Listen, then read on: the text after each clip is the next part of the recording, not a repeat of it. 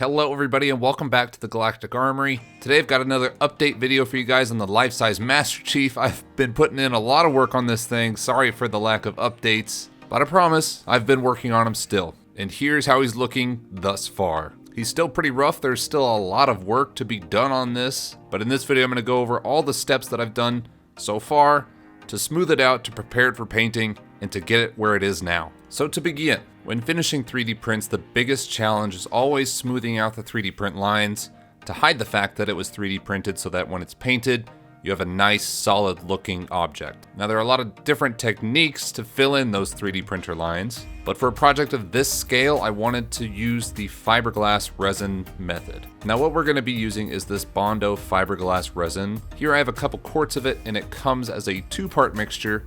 It comes with the bulk of the resin and then a tiny bottle of liquid hardener. You pour your resin into a container and then add a few drops of this liquid hardener, mixing both of them together, and then you'll have about 20 minutes of working time until that liquid resin starts to harden and solidify. Now during that time, we're going to be brushing on that resin onto the 3D print itself. We're just going to brush it basically all over the 3D print, and when that resin hardens, we'll be able to sand it down, and ideally it will fill in those 3D printer lines and we'll be left with a smooth surface. Now I'll usually only do this technique if I'm filling in a very large print such as this one, or like some armor pieces, because it can be pretty crude. Some of the liquid resin can pool in some of the corners and you can get some streaks of the resin running down if you're not attentive enough. There's a lot of drawbacks of using this method on a smaller scale, like say for helmets, but for something this large, it is great at filling in a lot of 3D printer lines with relatively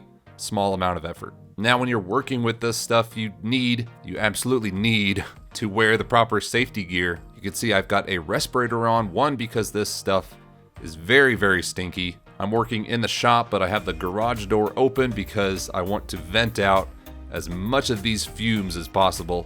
It's going to smell while you're working with it, and then as it's curing, and then for, a few more days after that. It smells like the inside of a boat hull because they use this stuff for making boats. You can see I'm also wearing gloves because obviously we don't want any of this resin to land on our skin or hands. And I'm wearing sunglasses because if any of this resin were to splatter up into your face or your eyes, it would be terrible. So make sure you're wearing proper safety gear when handling this stuff. You also have to be aware that you are working against the clock. Once you mix those two resins together, or the resin and the liquid hardener, the clock starts ticking until this stuff becomes so hard that it is unable to be used. You'll ruin your brush that you're using, so use a cheap one. And several times during this process, I took too long and the resin in my cup started to harden to the point where I could no longer brush it on. So I'm trying my best to work quickly, but also efficiently, to where I don't have resin running everywhere and making a huge mess, but where I'm also not wasting any resin that I mix together.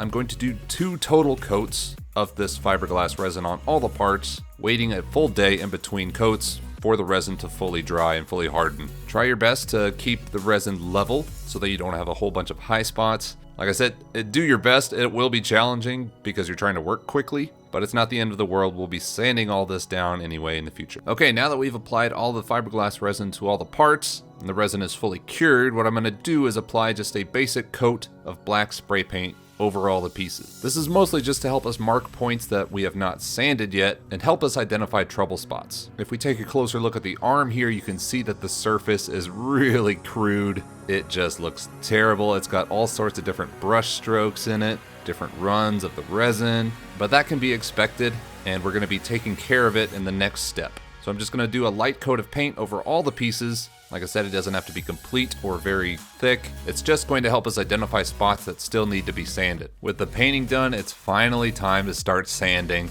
Probably nobody's favorite part of this project, but it's gotta happen. I'm gonna be using a mouse sander to sand most of this because if you tried to hand sand the whole thing, your arm would probably fall off. I've got a 10 pack of these 80 and 120 grit sandpaper pads, although I quickly switch over to just using the 80 grit because this resin is pretty tough. You're gonna need a low grit sandpaper to actually smooth it effectively. But you can see I'm just working the mouse sander over all the parts of this arm, and you can see the black paint start to be sanded away. That just indicates to me that I've already sanded there, and if I see a lot of little streaks, that means I probably need to sand a bit more. Whatever parts the sandpaper doesn't hit, the black paint will remain and show me what parts still need work. I won't be able to reach all of the details on this arm just because the mouse sander is too big, but I am able to get a lot of it, which is going to save us a bunch of time in hand sanding. I had to switch out pads between each main body part just because the black paint would start to like clog up the sandpaper pad a little bit. I had to make sure to wait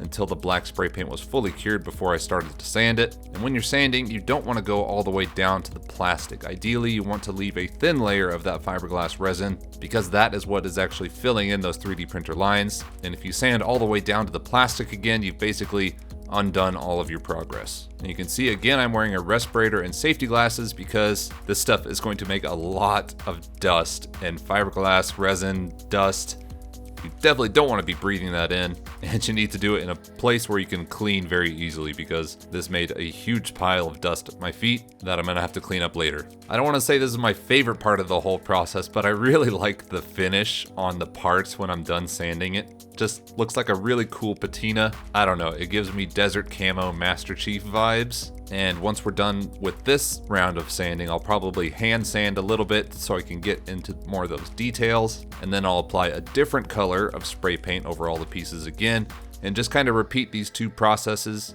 sanding, identifying spots that still need more work, spray painting over everything again, giving it another round of sanding until all of those 3D printer lines and all of the seams between those pieces that we glued together are hidden well enough to where you can't see them. Then and only then will we be ready for painting. This sanding process is probably the most effort-intensive part of this whole build, but I promise you guys, once the pieces are fully sanded and smoothed, and you can't even tell that they were 3D printed, this thing will look amazing. Now, just to show you guys that progress is actually being made, here's a photo of the torso with just the fiberglass resin and the black paint over it. This next photo is after it had been sanded with the mouse sander, and then this last photo is after painting it with a thin coat of another spray paint. You can definitely tell that the pieces are getting smoother. There's still some big lines everywhere and some more spots to fill in, but at least in my opinion, it looks so much better than it did with just the raw resin on it.